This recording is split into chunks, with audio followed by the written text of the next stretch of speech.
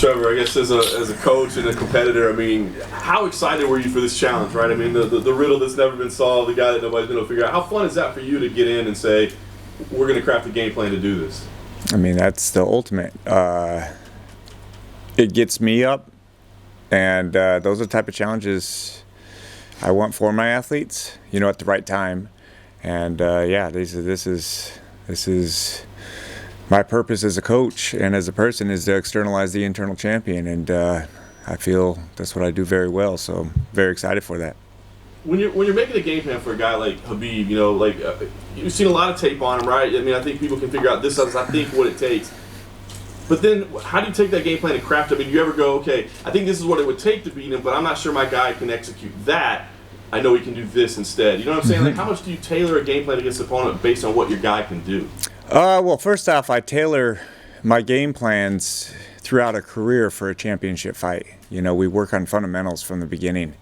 And one thing that I think we were able to do very well was keep our most important weapon hidden. And with Justin Gaethje, he's a extremely good wrestler, and he's got a very unique style in wrestling. And he hasn't had to use it.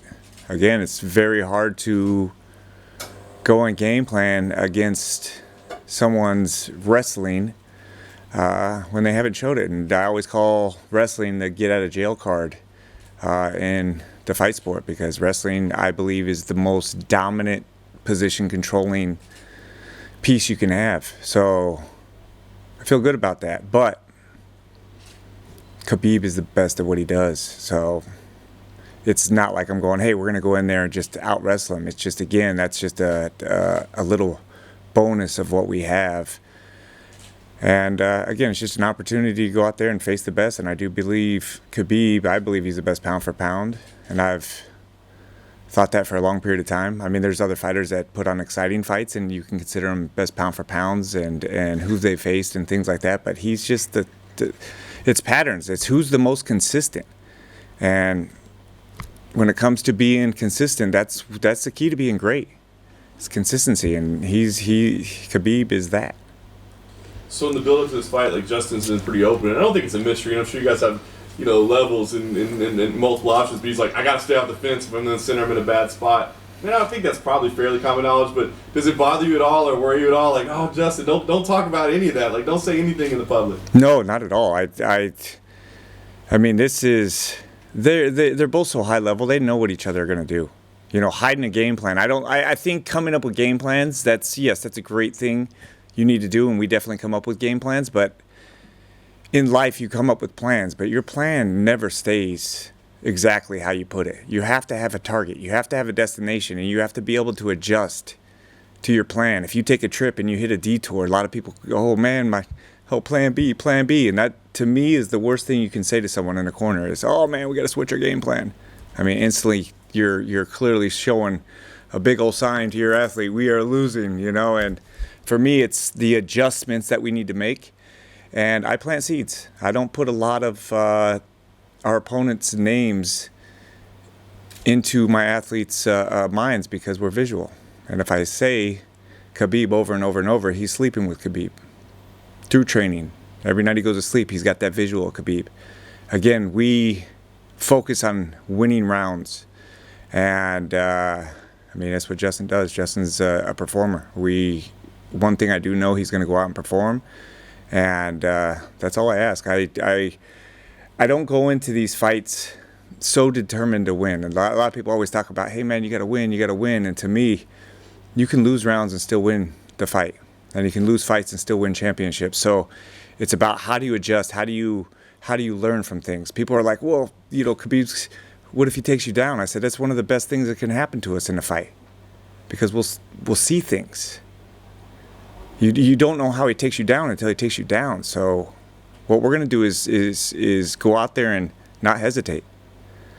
So last thing for me, I would say, especially given what you're just talking about, given the respect you have for Khabib, what's the biggest key? Is it physical tactics, or is it mental focus? Because I feel like when you watch Khabib fights, you see moments where guys break. You see it on their face, and they go, man, this dude's a little bit different. So is it physical tactics and strategy, or is it mental focus during the 25 minutes? It's 100% mental, this fight. These guys are at the highest level. It's who can go out there and do what they do. You have to be in control of yourself to win championships, and Khabib has been the best at that. He has controlled himself throughout fights. He's had conversations with guys when he fights them. And to me, he's in control. What we got to do is take him out of control. And we're not going to sit there and force him to go out of control. We need to be in control of ourselves and not break. Khabib breaks people. And Justin Gaethje is one of those guys that, he says the most craziest things. I've coached for a long period of time, and I've never had athletes say things in the way he says them. It's just like it's real. He really loves to fight. He really says, hey, man, if I die, I want to die in here. Like, that's crazy to me. And just to be real with that is honesty and truth to yourself and your self-image is key in life. And I know he's going to perform, and I know I'll be proud. And again, the outcome, I don't look into that. I look at going out there and making sure I'm on point. It's as important he needs to perform as it is for me to perform. I am not here to go out there and hope he does well. I'm focused on me performing, and that's all I can control. And I trust that he's going to perform just because of his patterns. Trevor, it would seem in a Khabib fight the worst case scenario would be you get to sort of round 3 and he's been dominant for 10 minutes. He's had you against the fence or on the floor for 10 minutes. Do you have an idea in mind? I know you said you don't want to go, we need to switch to game plan B. But do you have an idea in mind what you can say or what you can tactically change to stop the fight getting that momentum for Khabib? Yeah, there's so many different scenarios that go through my head with this, and different things that I've experienced in my career and things that I've failed at in my career that I've learned from. And it all comes down to the situation and the adjustments that we'll need to make. And I don't know if that's to be a coach and not just a teacher, but a coach, I have to know my athlete, and I got to know how to piss him off. I got to know how to wake him up. I got to know how to cool him down and slow him down and bring him back. That's where I have to perform. And I don't know in the scenario. I've seen it over and over in my head. What Khabib does, he goes out there and breaks people. And again, I don't know what conversation, what story I'll have to bring up if we get in that situation, but I'm ready for that.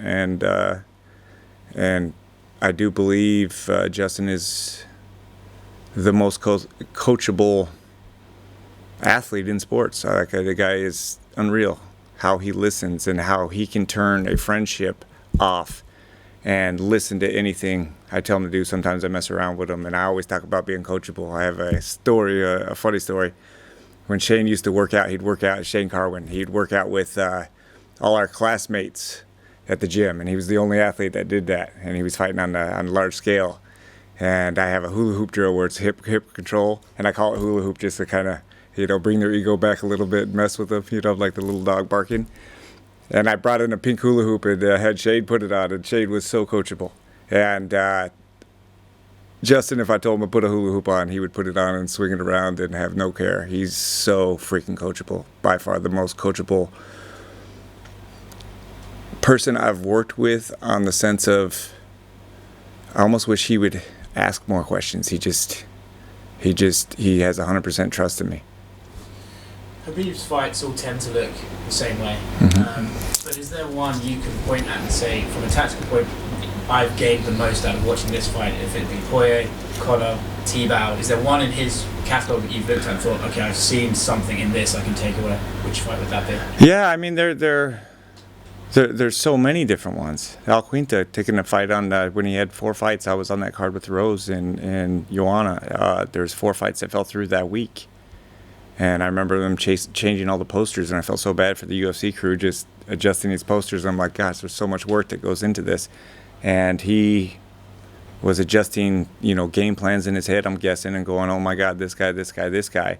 And he went out and wrestled, and Khabib made an adjustment and went to a jab and started looking, I'm going to say Muhammad Ali just because it didn't look like Muhammad Ali, but from Khabib going from wrestling to that, I was like, damn, he went to Muhammad Ali. He was on his feet, he was backing up and throwing jabs. So, I mean, there's so many different patterns in what he does so well. He's very good at adjusting, and he's greatness. He's a guy who is going to be the toughest to break, toughest to make adjustments to, and with the little adjustments he's made, he's been consistent. So I've seen all sorts. I've seen him get rocked. I've seen him get rocked and stay so composed while he's rocked. He knows how to move his feet when he's rocked and pull you in and get you to pressure him so he can close the gap easy. I mean, there's so many different things. I mean, there's so many different fights. I see a little bit different in each fight he fights. A lot of the conversation about this fight has been, will Justin break? Will Justin break? And I feel like no one's ever sort of been able to test Khabib's mentality. If Khabib can't take you down, is there a possibility he breaks? If he gets rocked and he's unable to get it to the ground, is there a chance that he starts to break? Yep. I believe anybody in the world is breakable. And again, it's 90% of the time not. I mean, the athlete you're facing is a big part of breaking you, but your biggest opponent is yourself and the conversation that's going on in your head. And when you lose fights, most of the time you lose to yourself. And when you can look at an athlete and athletes that are truthful with themselves, they can be like, I could have did this, I could have did that, but you know the flags in your head where you're like, you start to pull back, you start to hesitate, you start to think, when's the round over?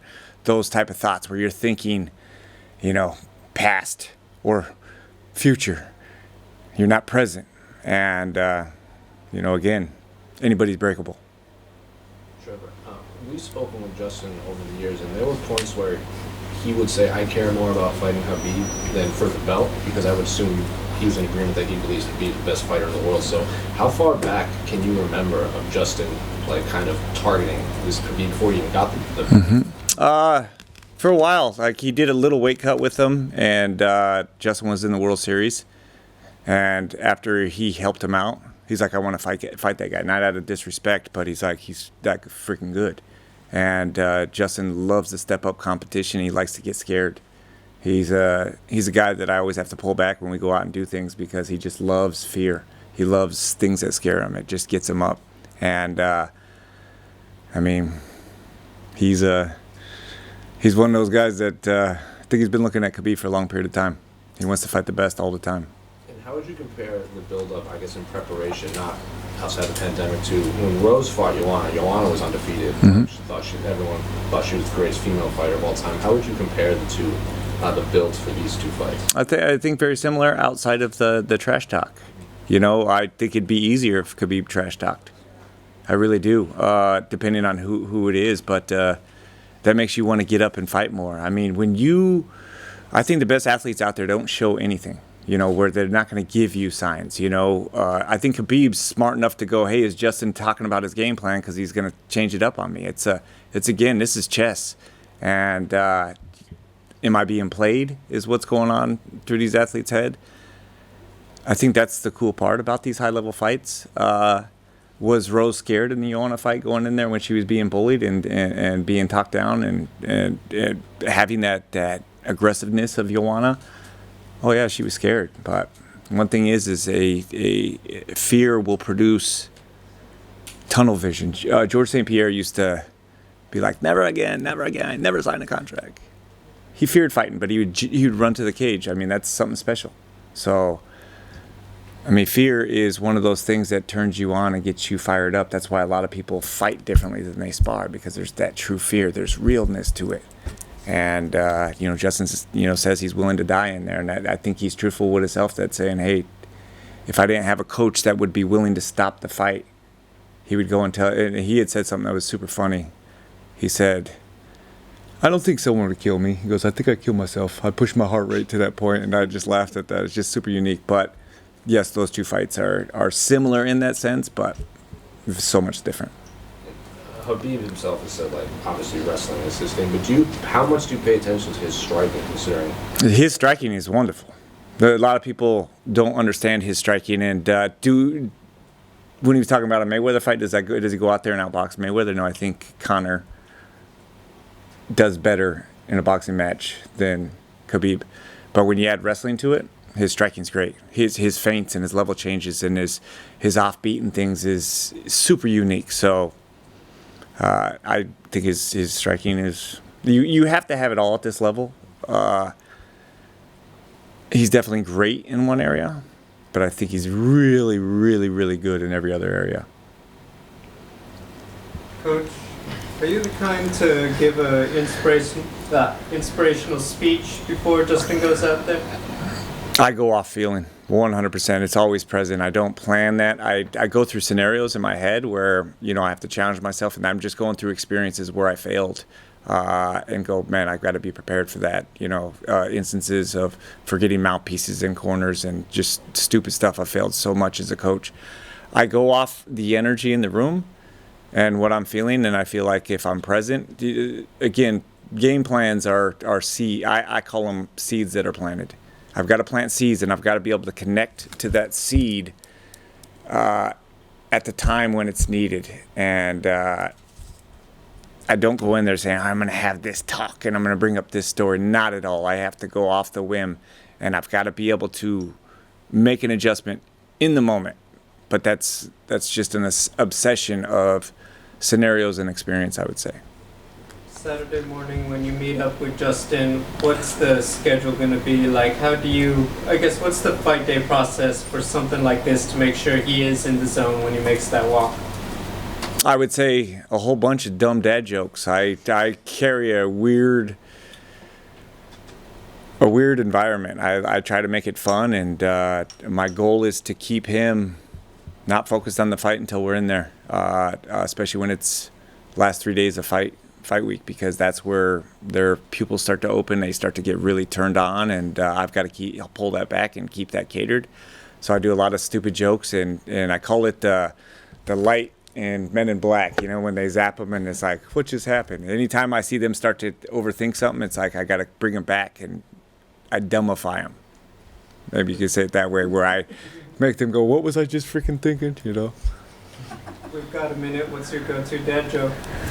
I mean, let's think of one real quick. Why is everybody in, what would I say? I got to pull one that I made up. So if you're in Europe and you're sitting on a bench, and I'm making this one off the whim. If you're in Europe and you're sitting on a bench, what are you? I don't know. European sitting down. That's dumb. See, that's off the whim. You got to come up with stuff that I see. Like 3 of you shake their head. And, Nate Marquardt was the best. He squinted his eyes and go. He felt bad for me. I don't claim to be funny at all. Not at all. I make people dumber. Trevor, just lastly. Yes.